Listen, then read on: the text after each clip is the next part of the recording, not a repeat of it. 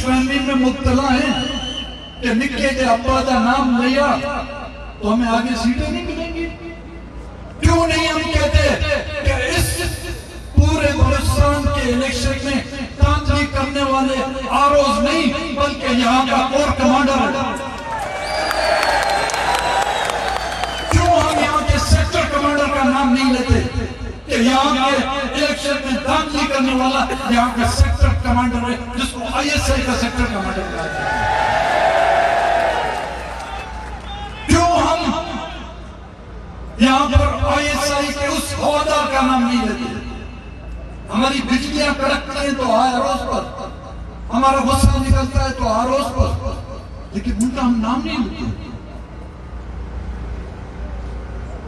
Ayyubi दौर से लेकर आज दिन तक अवाम का मैंडेट छीनने वाले कौन है?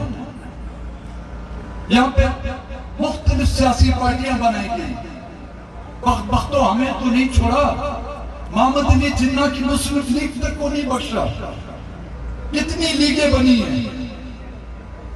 Qasim League, Qayyum League, Functional League, Muslim League Q, Muslim League N, patriot बनी यहाँ पर, एमएलए यहाँ पर बनाई गई, फंक्शनल यहाँ पे बनाई गई, वो भी आरोप ने बनाई थी। वो उसको बनाने वाले कौन थे? फातिमा जिन्ना को अय्यूब खान के मुकाबले में हराने वाले के आरोप थे। क्या यहाँ की अफवाज, यहाँ के वो इदारे उसमें शामिल नहीं थे?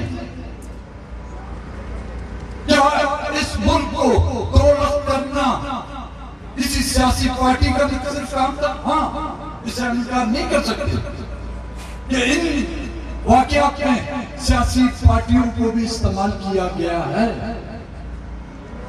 जब पाकिस्तान दौलत हुआ, मुजीबुर रहमान की एक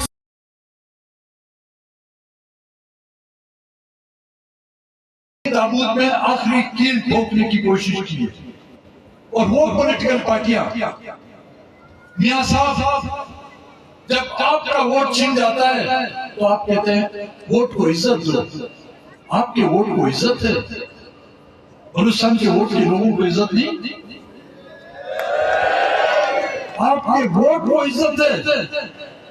आपकी कायम करदा निगरां हुकूमत में हमारी खवातीन को जो बेइज्जत किया जाता है इस्लामाबाद की सड़कों पर, उनकी कोई इज्जत नहीं।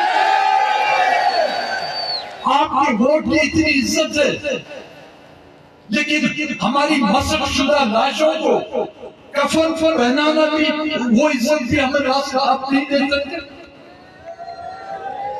आप एक सीट चली जाए तो आप आर्मी चीफ से लेकर डीजी आईएसआई तक फौज को बुरा बुरा नहीं कहते हुए नहीं थकते।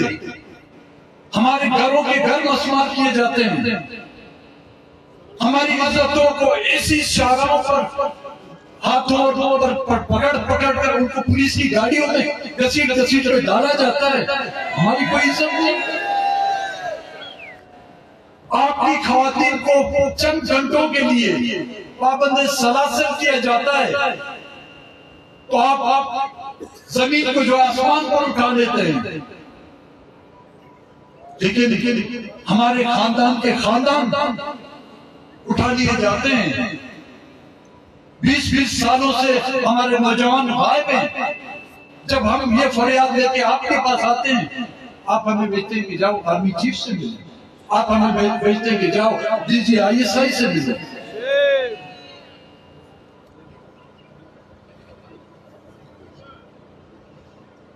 मेरी सिर्फ यहाँ पे गुजारिश होगी, मैं नहीं समझता कि इसमें आरोप शामिल है।